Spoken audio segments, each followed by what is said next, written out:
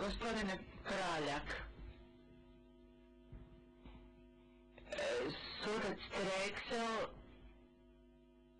želi da se zaustavi vaše ispitivanje jer ste iscrpili svoje vrijeme. Ja bih osobno želio da vi završite s ovim o čemu govorite u vezi s brojem 6, pa ću sada pitati suca Pranglara što on o tome misli. Sudac Pranglar. Mislim da je gospodin Praljak sada iskoristio već više od 30 minuta.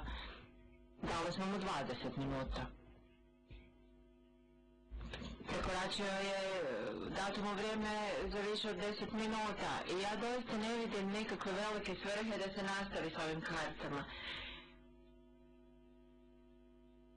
I kao što predsjedavajući sudac rekao, vijeće je doista shvatilo da su postojale ovdje još neke ceste ili staze ili putovi. Sudac, u redu, dakle većinom glasova vijeće ocjenjuje da ste iskoristili svoje vrijeme. Podijelit ćemo broj IC u vezi s ovim što je pokazao svjedok i onda ćemo imati pauzu.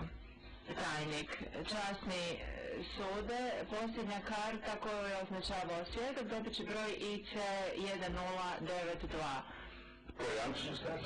Zahvaljujem časnom sucu i nije bilo meni odobrano 20 minuta, nego je bio dogovor sa gospođom Alaburić koliko će tko otprilike da se dokaže bjesomučno naštimavanje i apsurdno proizivanje nekakvog Hošiminovog kuta koji je služio kao propaganda armije Bosne i Hercegovine. Cijelo vrijeme su mogli prolaziti sa tisućama vojnika gore i dole.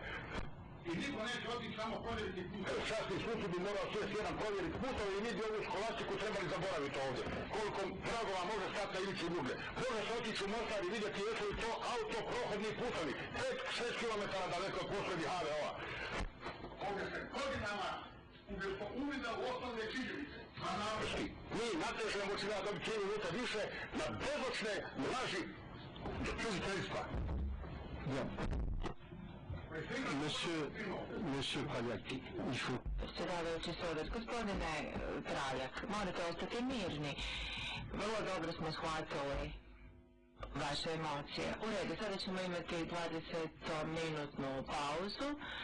Kad pauza završi, nastavit ćemo s ispitivanjem gospođe Alaburić i završit ćemo u 19 sati. Onda svi ostanu.